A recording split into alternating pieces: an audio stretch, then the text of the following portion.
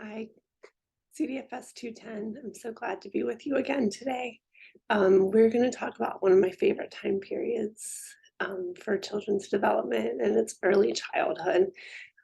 Before I came to WVU and worked as a professor here, I taught preschool for 6 years. I taught in Charlotte, North Carolina, and then I taught here in Morgantown, West Virginia.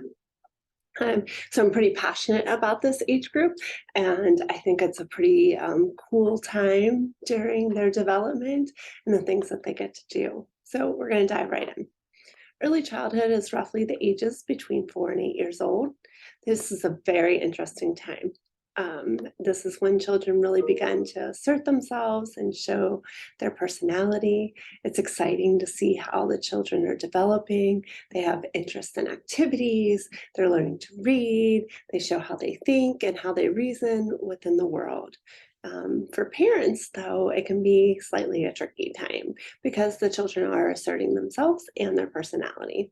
Children want to do things for themselves. They ask a lot of questions, and although they can reason about the world, their reasoning isn't always sound. So parents are faced with helping their children develop their sense of self, while children's behaviors can drive parents crazy. Children's self-assertions are normative aspects of developing autonomy. Autonomy refers to having control over one's actions and thoughts, as well as taking responsibility for the consequences of one's actions, emotions, and thoughts. Over children's life course, they gain increasing autonomy with the goal of becoming autonomous by the mid-20s. As children are creating their autonomous selves, there is a natural tension with parents' role of guiding and caring for children. That is, parents are responsible for ensuring that children do not get too much autonomy too quickly. Early childhood is also an important time for learning emotional regulation. Although we are born with emotions, the labels that we give emotions must be learned. For example, young children can experience nervousness, but they do not know that those feelings are called nervous.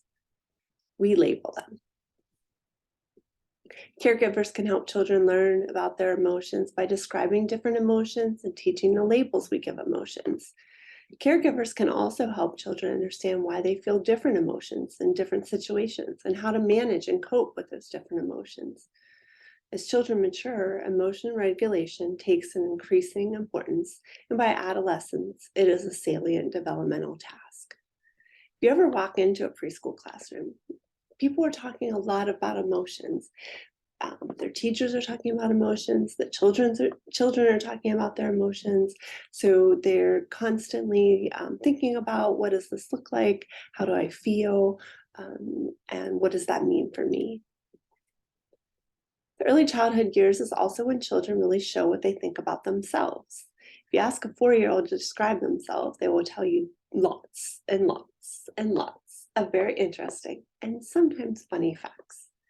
One area in which children will describe themselves is gender. Holden's discussion of gender really relies on one perspective, that gender is really an outgrowth of sex.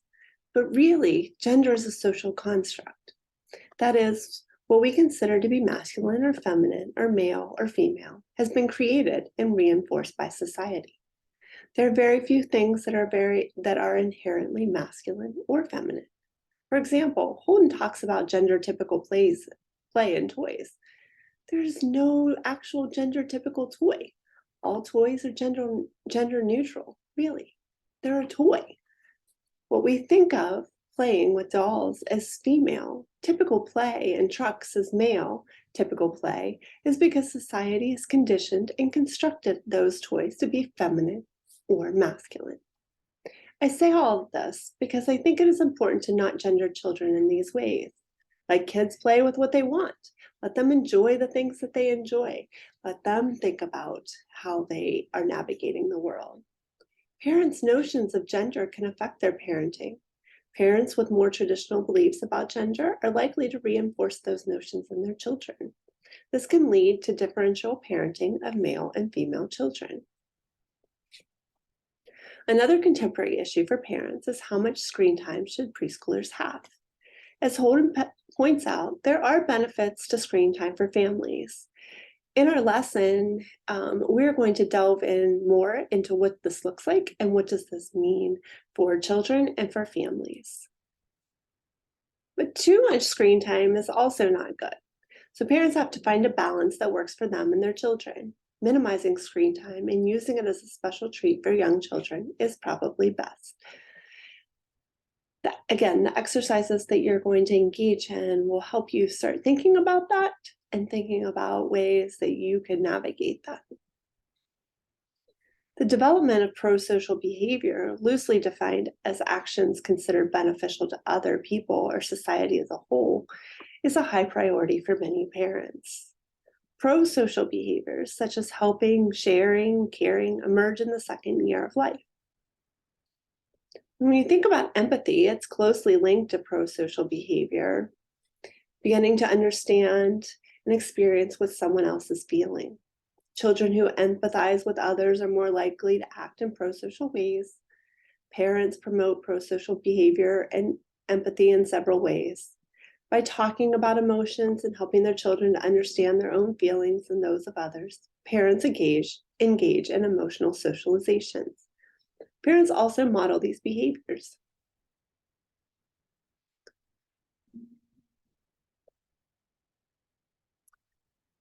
For a healthy developmental trajectory, being empathetic, pro-social, and having appropriate moral reasoning are 3 indicators that the child is on a healthy developmental trajectory.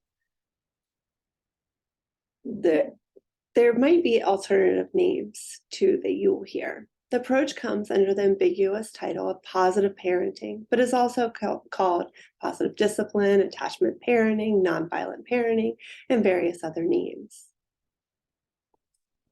Parents still need to provide firm guidance, but without disciplining a child in traditional and coercive manner.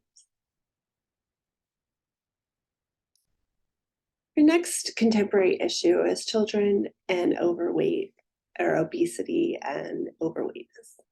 Childhood obesity is considered to be one of the most serious public health challenges of this century. In the United States, the annual direct medical cost of adult obesity is estimated to be $107 billion, and another $10.3 billion spent on childhood obesity. Obesity is determined by one's body mass index, which for children and teenagers uses age, sex, height, and weight in the calculation. If the BMI of the individual is at or above the 95th percentile of other children of that same age and sex, then the child is classified as obese. If the preschooler is calculated to be in the 85th to 95th percentile, the child is said to be overweight. A longitudinal study found that 1/3 of overweight preschoolers became obese by the 8th grade. These children are likely to have unhealthy eating habits, as well as engage in sedentary activities. Parents can influence their child's diet in several ways. They can model food choices, they can select what is available for the child, and they can help control the child's intake. They can also promote an active lifestyle and engage in appropriate playtime. Holden discusses how non-parental care can influence a child's development. Early childcare is essential for families. In most families, all caregivers work outside of the home, and even if you are working from home, it is very hard to be both a caregiver and an employee. So having childcare is necessary to be able to manage care and caregiving. Manage work and caregiving. However, in the United States, there's very little affordable childcare. Some parents will spend more on childcare than they will on college tuition. I want you to think about that. As college students, can you imagine paying more in childcare than your current college tuition? There are also not many regulations for early childcare centers. So not all children are able to go to the kind of high-quality childcare centers that have been shown to benefit children's development.